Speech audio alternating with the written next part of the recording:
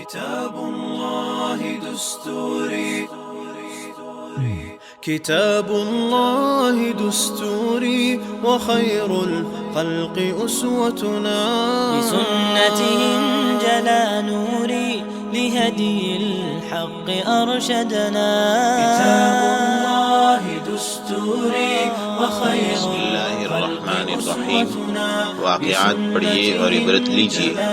سبق نمبر 38، حضرت ابو طلحہ انصاری رضی اللہ عنہ کا بے مثال ایثار۔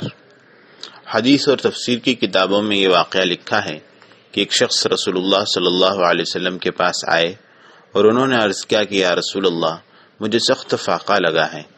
آپ نے اپنی عورتوں سے معلوم کیا کہ کوئی چیز تم لوگوں کے پاس ہے، لیکن کسی جگہ بھی کوئی کھانے کی چیز نہیں تھی۔ آپ نے اعلان کیا کہ کوئی ہے جو ہمارے مہمان کی آج رات مہمان نوازی کرے۔ تو حضرت ابو طلحہ انصاری رضی اللہ عنہ کھڑے ہوئے، انہوں نے کہا کہ میں ان کی مہمان نوازی کروں گا۔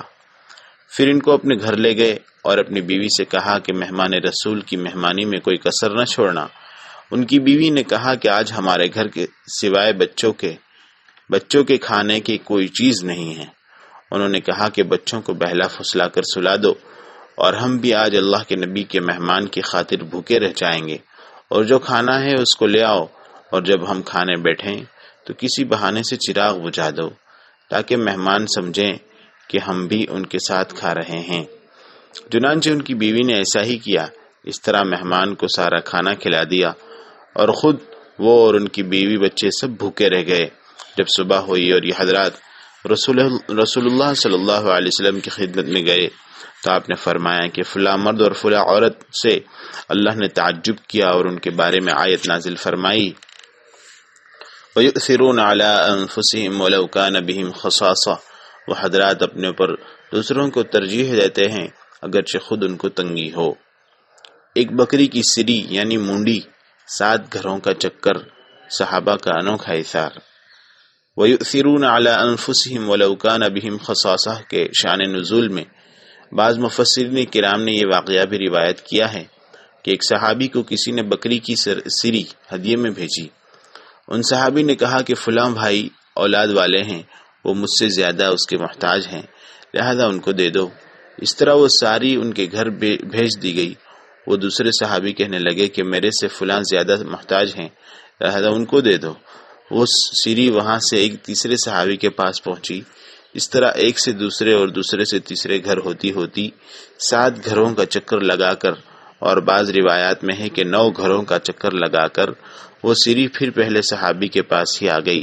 اس پر مذکورہ آیت نازل ہوئی۔ موت کی حالت میں پانی کا ایثار۔ ایک زبردست واقعہ تاریخ نے محفوظ کیا ہے، وہ یہ کہ حضرت ابو جہم بن حذیفہ رضی اللہ عنہ ایک صحابی ہیں، اور انہوں نے بڑی لمبی عمر پائی تھی۔ زمانہ جاہلیت بھی دیکھا تھا اور زمانہ اسلام بھی دیکھا تھا۔ وہ کہتے ہیں کہ جنگ یرموک میں میرے چچا زاد بھائی کو تلاش کرنے نکلا اور ساتھ میں ایک پانی کا مشکیزہ لے لیا تاکہ اگر وہ مل جائیں اور پانی کی ضرورت پڑے تو پریشانی نہ ہو۔ کہتے ہیں کہ میں نے ان کو ایک جگہ پا لیا، وہ نزاع کی حالت میں زخمی پڑے ہوئے تھے۔ میں نے ان سے کہا کہ میں کیا تمہیں پانی پلاؤں؟ انہوں نے کہا کہ ہاں۔ اتنے میں ان کے قریب ایک اور شخص زخمی حالت میں پڑے ہوئے تھے۔ انہوں نے آہ کی۔ میرے چچا زاد بھائی نے کہا کہ پہلے ان کو پانی پلاؤ۔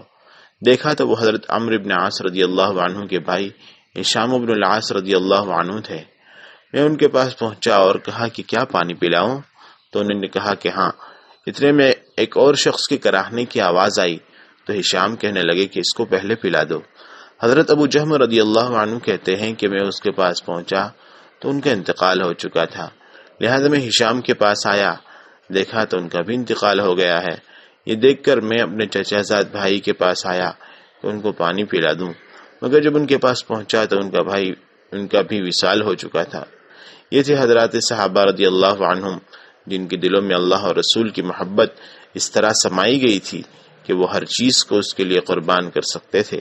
یہ اللہ اور رسول کے عاشق بھی تھے اور محبوب بھی تھے۔